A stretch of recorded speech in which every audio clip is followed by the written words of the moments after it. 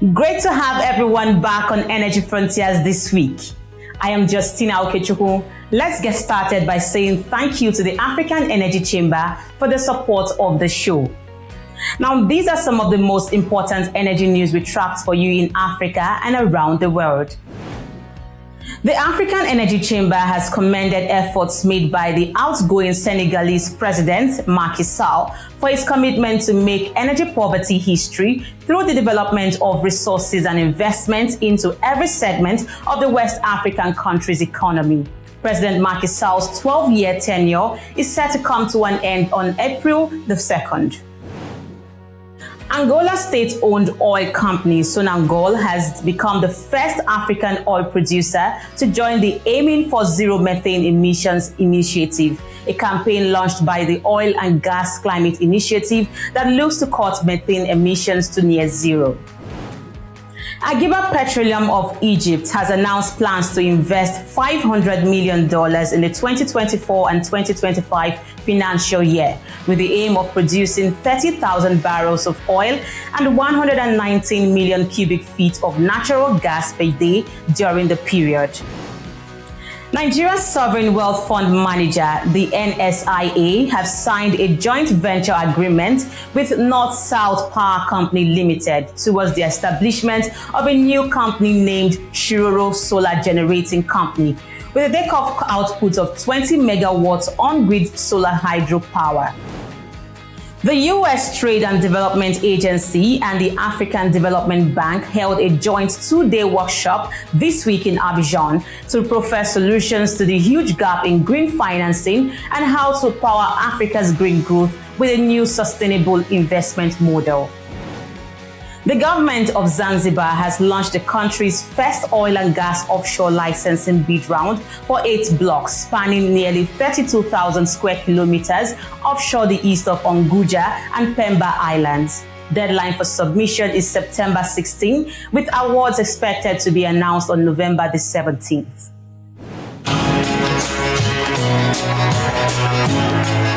On behalf of the government of Zanzibar, I'm delighted to announce the official launching of the Zanzibar's first licensing round to the world, and I welcome investors to take advantage of the enormous opportunities available in our country. Zanzibar offers an unrivaled opportunity for investment. The geological promise is clear to see, and our strategic location in the region makes it an ideal place for companies to invest. The Ministry of Blue Economy and Fisheries and our official regulator have ensured many incentive mechanisms are put in place, including renewed fiscal terms to enhance a friendly investment environment in the oil and gas sector and flexibility of licensing options. We want to assure you of our government's strong political will to drive investments forward. This is an exciting and momentous day for our people, and I look forward to welcoming you to Zanzibar.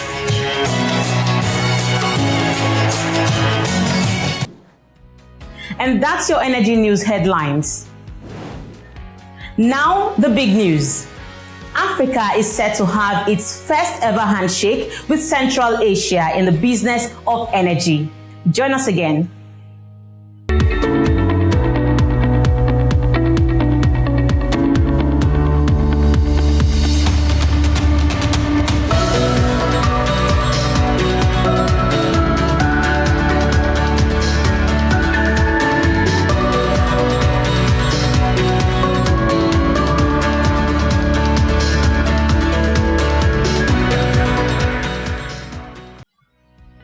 Welcome back. The African Energy Chamber has signed a partnership agreement towards the hosting of the first ever Eurasia-Africa Energy Summit, scheduled for September 19 to 20 in Astana, Kazakhstan. The summit looks to bring together businesses, innovators, and experts from Central Asia and Africa to discuss energy development, share the latest technology, and boost production and collaboration across the two continents.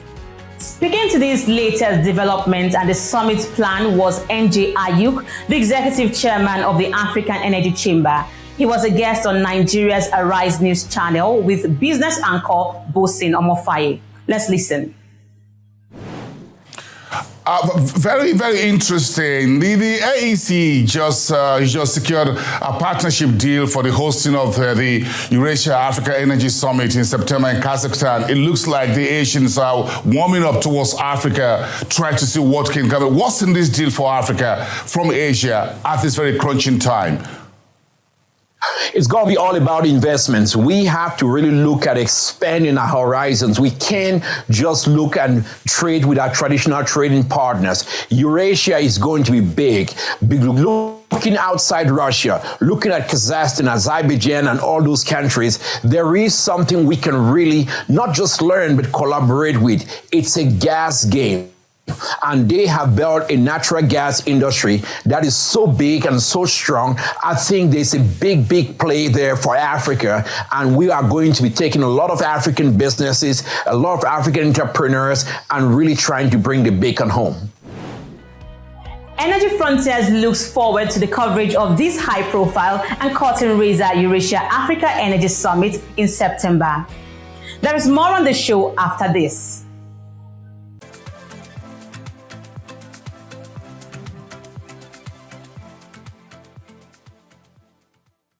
We are done dreaming of an industrialized Africa.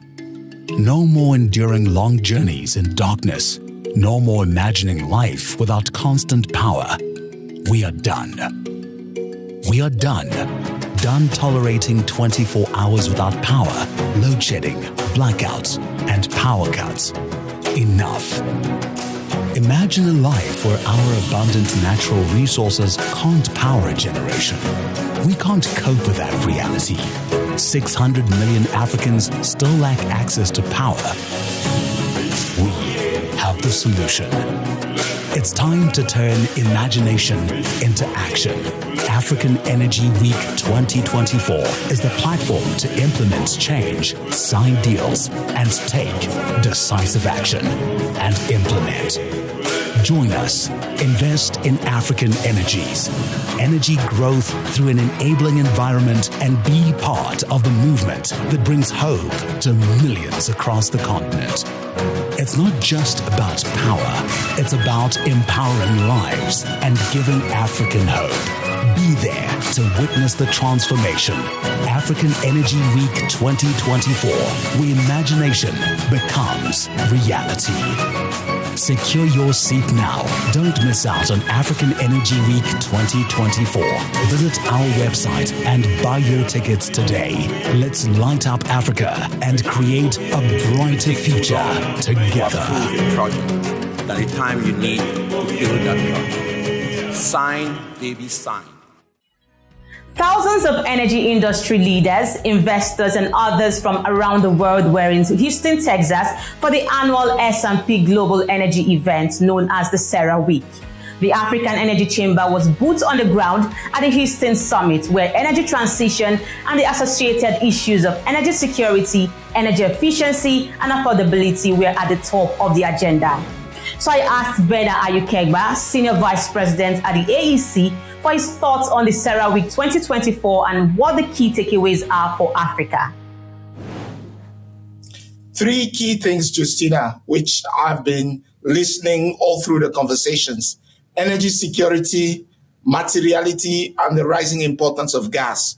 Number one, energy security. We're seeing the US, a whole bunch of other countries across Southeast Asia, for example, and oil and gas companies like Exxon, Chevron, Total, looking at being able to solve the questions and issues around energy security, something which is really important for African countries. Secondly, a lot of what we're hearing is around materiality when people are looking for new finds around oil. It's now important for you to have significant oil finds. We're looking at what is happening in Guyana. Suriname is coming, as well as Namibia. And the reason for that is that per barrel, it becomes significantly cheaper for all of the oil and gas majors to be able to operate such fields. And so that is increasing. The last key thing, which is also very important for Africa, is around the growing importance of gas, particularly Southeast Asia, when you look at gas being able to take over from what coal has been doing, and to be able to reduce the carbon footprint. In as much as energy security is going to remain significantly important, I think this and increased consciousness about the fact that energy should be produced in a cleaner way. But most importantly, people are looking at affordability and reliability, things that the Chamber has been talking about significantly when it comes to transition in Africa. So that buttresses the point Aramco CEO made just yesterday when he mentioned that it was a fantasy to try to phase out fossil fuel, and the emphasis on energy security, which was very loud all through those conversations. And I hear you very well. But how do you see the discussions and outcomes impacting Africa's energy future? I saw that a lot of African policymakers were present at the event this time around. Well, I mean, it is important for Africa to be able to hear some of what is going on. When it comes to energy security, people are not very willing to make huge compromises that are going to, in themselves, compromise the living conditions and the ability for those economies to grow. It's the same thing the African Energy Chamber has been saying with respect to energy transition and the production of energy in Africa. We need to double down on looking for gas resources. We need to look and drill, and that comes only with the right kind of seismic and the right kind of investment. For us to be able to do that in Africa, we need, as African policymakers, be able to put the right operating conditions in place. What is clear here is that the field is wide, it's global, and companies are looking to allocate resources where their capital will be best received. So for African countries, what I'm hearing and what I'm seeing is that projects will only be considered for capital if at all there is the right amount of good policies on the fiscal side, on the political risk side, that is going to attract and make that capital comfortable in that sense. And one last thing, which I've been hearing from a lot of the financiers here, is really that there needs to be the right kind of skin in the game as well. So African countries, project owners need to look for the right amount of equity to put in to be able to attract reasonable amount of debt to make those projects happen. So do you think discussions at this CERAWEEK should shape conversations at the next COP meeting? And how do you see that coming out?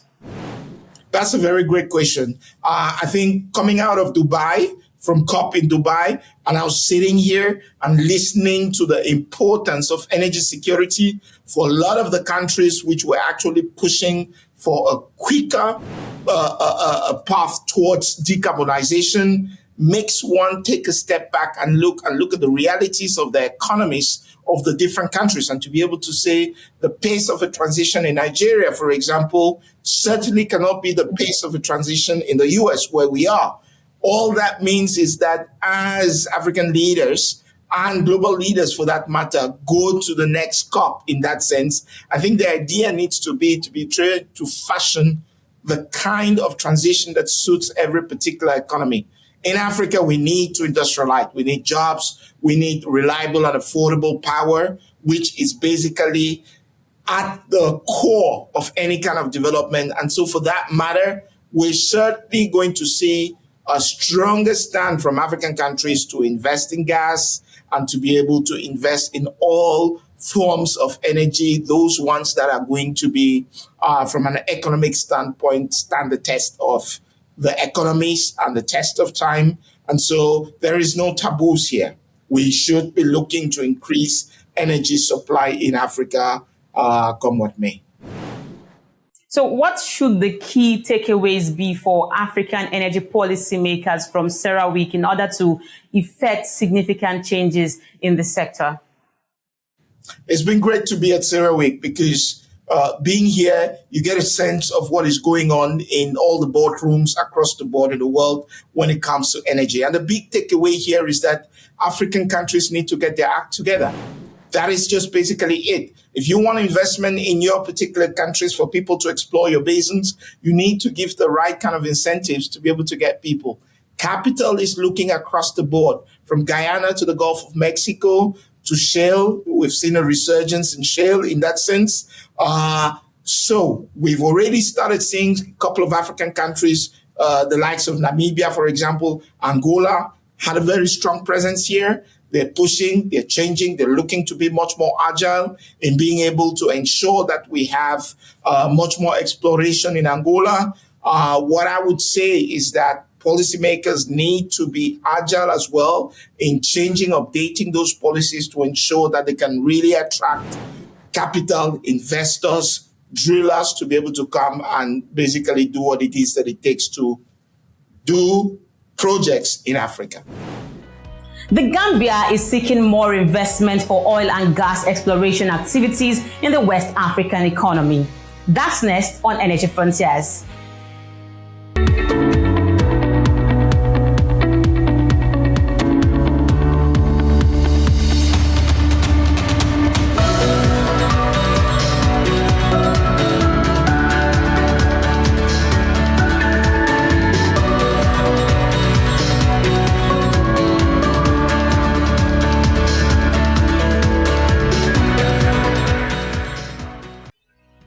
Welcome back, everyone.